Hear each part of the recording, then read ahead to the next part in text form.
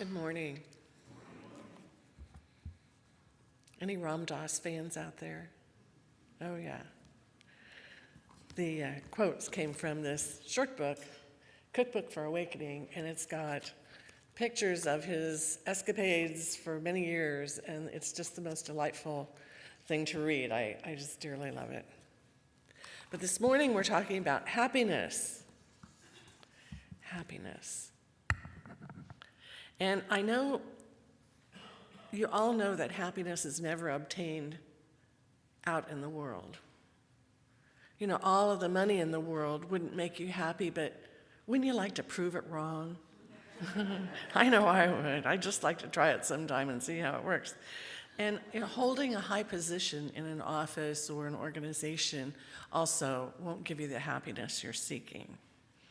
In Mark 8:36, Jesus stated it this way, "For what shall it profit a man if he shall gain the whole world and lose his own soul?" Of course, we know our soul isn't lost, but sometimes we can feel lost in the world. Or we can feel the world is totally lost, if you've ever woke up on a day like that. But it's never the case, because whatever darkness we perceive, Dr. Holmes says it's merely a state of confusion. The source of our supply is never cut off. It just seems to pause at those places where we are confused. We know that our beliefs are causal energy that flows through us, attracting experiences to us, and it's based on the energy of what we have accepted is true for us. There are many times we buy into the negativity of the world, and the law accepts our focus must be our desire. This brings experiences that separate us from the positive energy of spirit. I remember years ago, one of our practitioners kept telling me, "I need a break. I have the most horrible job. I need a break. I need a break." And she tripped over something and broke her shoulder. Cause and effect. She did nothing to change her mind. I need a break. I need a break. This job is unbearable. And in a couple of weeks, she fell and broke her arm. Now, we can laugh at that, but she came to the practitioner meeting saying, "Tell everybody I didn't change my thoughts and beliefs. I still needed a break." So if you want to change your experience, you have to change your thinking. Or change your thinking, change your experience. When we feel lost, sometimes we have a job that may seem overwhelming, and we look out in the world and a lot of things look lost. But it is not a prison, it's a prison in our mind. You know, not all prisons have walls or barbed wire or fences. Some people feel imprisoned by their jobs or by a stack of bills on the desk. You could feel in prison if you feel trapped by poverty or other situations or addictions. You can feel like you're in a prison. Newspapers, radios, TV, they all say to you every day, "It's worse than you imagined, and there is nothing you can do." Man, that's a heavy prison. It reinforces that feeling that we are helpless, and we're not. One of my, I was going to say favorite books, but it's not a favorite. It's one of my precious books. It's called We're All Doing Time. It's by Bo Lozoff. He spent a long time in an ashram back in 1973, and he met Ram Dass, one of my favorite people to read about. Together, they decided to start the Prison Ashram Project. And thousands of Bo's books are circulating in every prison around the country. He went through it. He knew what it meant to be in a prison of your mind, even when you are behind bars. In his books, he talks about metaphysics, just like we do here. He talks about how to pray, how to meditate, and he answers letters from prisoners all over. A lot of the correspondence in here is to help also anyone who feels imprisoned in their mind. That's why I love reading this periodically. It reminds me of the truth, just like Science of Mind does. But the thing is, to me, if prisoners really behind bars can find happiness through Bo's books, there's really something important there, that they can feel happiness behind bars. It all begins with changing our vision, as he writes to them. You really exist in two worlds: the outer world of appearances, prison bars, but also the inner world of spirit. But actually, everything outside you is just a prop for your learning experience. I thought that was an interesting way of saying, it's just a prop. But the inner experience is what is most important. Because in the world of spirit, that inner world, the goal is to find happiness and inner peace. And we can do that, even in the prison of our mind. But he says sometimes we're like plodding along in life. We're born, we have good times, we have some bad times. We experience a wide range of emotions. We face various problems, and we feel good or bad about ourselves, and we learn some things, and some things we're forever wondering about. And then we move into the true unknown at death. So did we find lasting happiness and peace here this time around? Only those that seek it will find it. And you're part of that group, which is really encouraging for the world.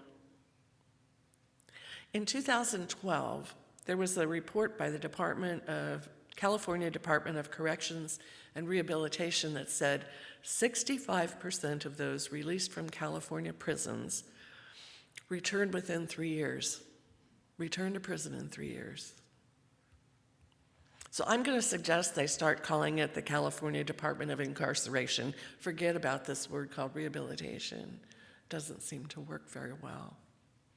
But recently I learned about many classes in Shasta County in the county probation department that helps offenders find their way back into re-entering the community in a much better way. One of the most interesting programs they have is called Moral Recognition Therapy. And the object of that program is to increase the offender's decision-making process from a low level of moral reasoning to a higher level of moral reasoning. It's been proven very effective. In fact, a study shows how effective it is in reducing recidivism, going back again into prison. And the one study showed that 21% of those offenders that participated in regular therapy programs were rearrested within 6 months, while only 9% of those who took this moral recognition therapy ended back up in jail. Compared to the state statistics, that's pretty amazing. One of the first steps in the process, because I got the book and read it, I had to read this when I realized how valuable it was, is to help the offenders understand reality, how the world really works. We're born, as a baby, we unconsciously try to manipulate people to feed us, clothe us, hold us. When a child is growing up, it has needs, and if it doesn't get what it needs, it might throw a temper tantrum. But for some people, manipulating other people becomes a habit. And as a teenager, I don't know, maybe you can remember an experience of trying to manipulate other people for what you wanted. And for some people, this becomes the game of life. When we have basic needs, security, food, warmth, shelter, some people get stuck that there's not enough. There's not enough of anything for them. And it develops a level of insecurity that can get carried on into adulthood.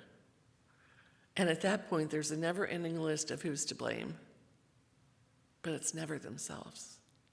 That's what this MRT program is about, taking full responsibility. In Bo's book, he printed a letter from an inmate who wrote, "I can't understand what keeps going wrong in my life. Everything happens contrary to my wishes. I've been in and out of prison, I pray, but every time I get released, my ego takes control and I do something stupid. Now I'm back in here again with 10 years in lockup. And maybe it's time I can get a grasp on myself. And Bo, I need your help. Bo wrote back, your image of starting all over again is part of what keeps throwing you off. The spiritual journey takes us through a lot of ups and downs. You seem to see it more as a straight climb, and you're not getting to the top, so you must be at the bottom. That's not the way it really works. Like it or not, everything that's happened has been part of your journey, your spiritual journey. Your violence shows you're still stumbling over the same stuff as before. You make a wild guess, and I'll make a wild guess that you were tanked up the last time you blew it. Changing old behavior patterns is going to be a lot of work. It requires you to do it yourself. You can slide back reading all the spiritual books you want and fool yourself again about how much you've changed. But then you get out and you're a sucker all over. It's not your destiny to go on like this. It's an old pattern, and patterns can be broken with self-honesty and effort.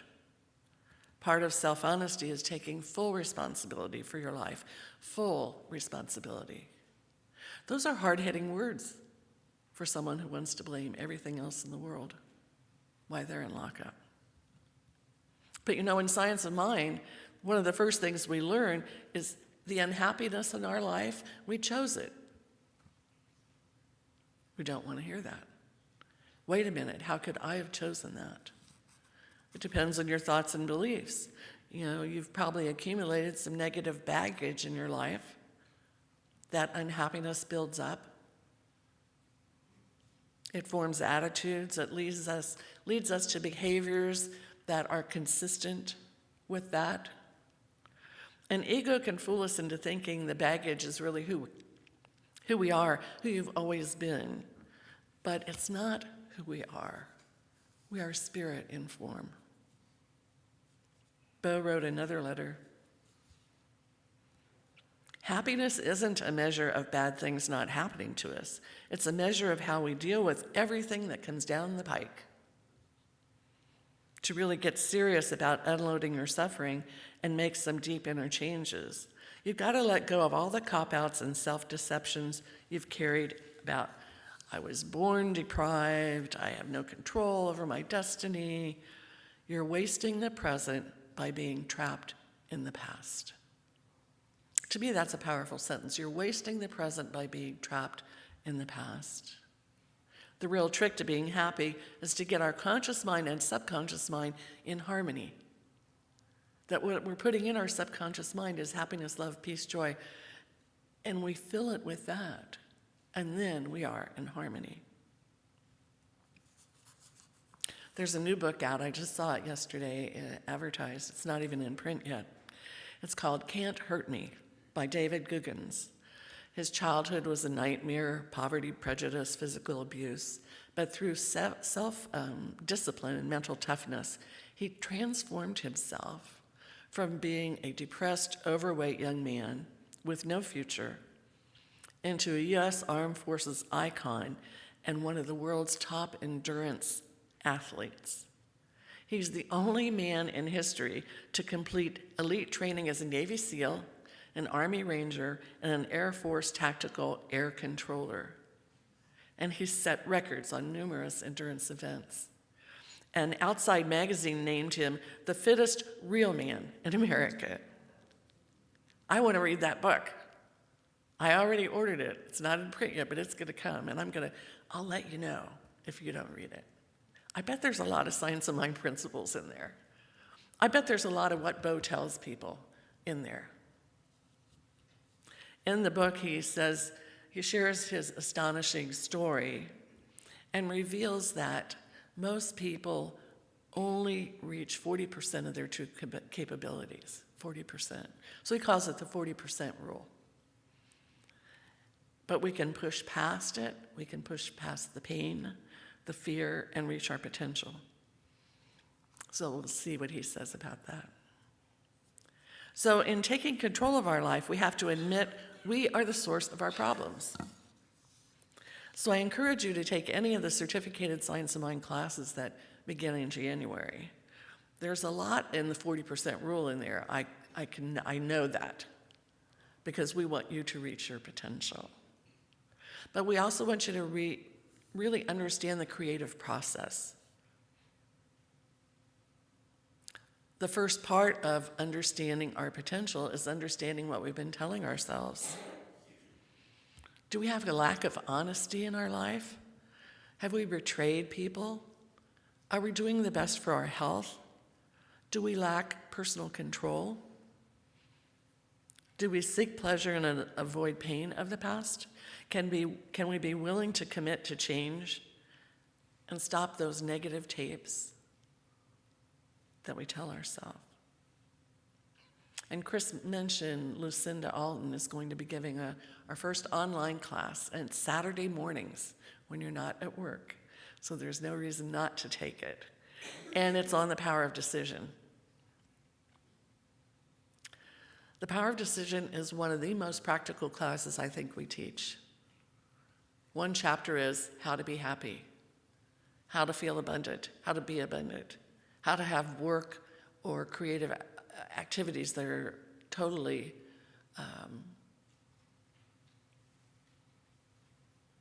tapping all your potential, how to be really good at your health. It's the power of our individual decisions. And, part of being honest with ourselves, at some point a light goes on and it may say this: oh, I've just been wanting the world to adopt my values. Does that ring a bell?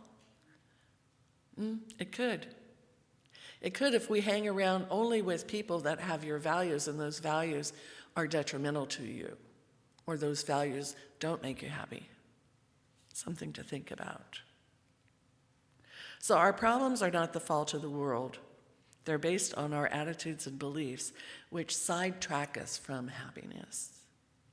That's what spiritual mind treatment is all about, our form of affirmative prayer.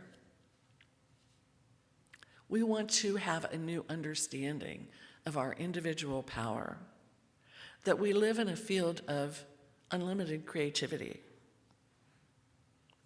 True freedom is being aware that everything in our life we can take responsibility for, and we're happy to do so when it's that good. So in Science of Mind, we speak of the creative process as a garden. We have a seed, an idea, a belief, and we plant it in the soil of our subconscious mind. And we plant enough of those seeds that it creates a plant, it creates an experience. So we can look at the experience, and if you're a practitioner, you've done this for 4 years, and you can kind of go back and see what kind of seed you planted and watered. And that's one of the things they do at the Department of helping these people get back into society.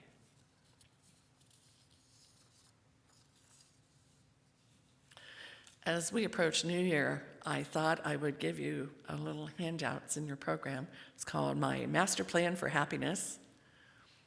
And if you take a look at that and go to Starbucks and have a cup of coffee and get out a pen and start listing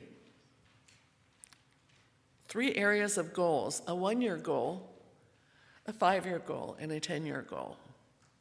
But it has to be based on this premise. Year 1, the diagnosis is in. You only have 1 year to live. What do you really want to do? Where do you want to live? Where will the money come from? How will you spend your time? And will that make you happy? The next step is 5 years. The medication worked for a while, but now 3 doctors agree you will be dead in 5 years. Ask the same questions. What do you really want to do? Will that make you happy?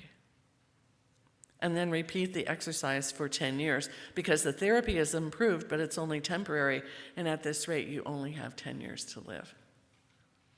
Your goals might change. Your thoughts might change. But the goal statement should be very specific, measurable. Did you really take that trip to Tahiti? Or did you just go down to Big Sur and lay on the beach? Is it measurable? Did you do it? And it is under your control, because you are the only person that can control yourself. These type of goals reveal to you what your soul is longing for you to do. What your soul is longing for. It's a master plan that has a lot of energy, especially if you infuse it with excitement, intention, enthusiasm. Bo wrote, recognizing we're all doing time is simply encouraging each of us to look inward to find that place in ourselves which is at peace with who we are, at peace with the guesses we make as we move through life. Recognizing what we value and the ability to share it with others has a direct relationship to happiness. It's not a destination. It's a state of mind and a worthy goal to achieve and maintain in the new year. So I encourage you to use this master plan for happiness. And you know what? You can begin today. So let's do a prayer about that.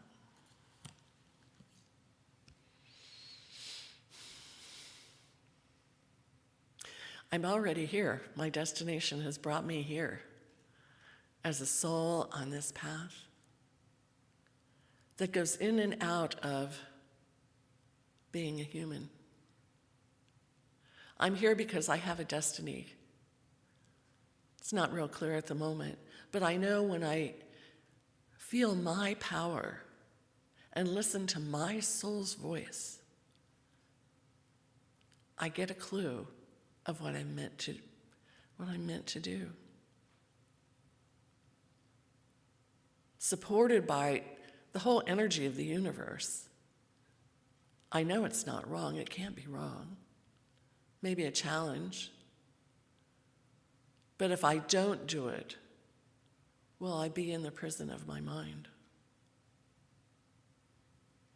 So I today say to Spirit, okay, I'm in. I recognize I'm a spiritual being having a human experience, and I want it to be the best it can be. I want to give and receive true love. I want to feel true happiness because I know it's my divine right. And I begin today. With a simple list, knowing I am supported by infinite intelligence. So I go forth with a calmness, a feeling of inner peace, a feeling I know I'm headed in the right direction because in this present moment, I feel my own power. I give thanks for this. If it's a revelation, I give thanks for it. If I already knew it, I give thanks for the remembrance. Knowing I and each person here is extremely powerful. Happiness is not a destination. It can be here and now, and I accept that for all of us here today. For that's the truth. And so it is. Thank you.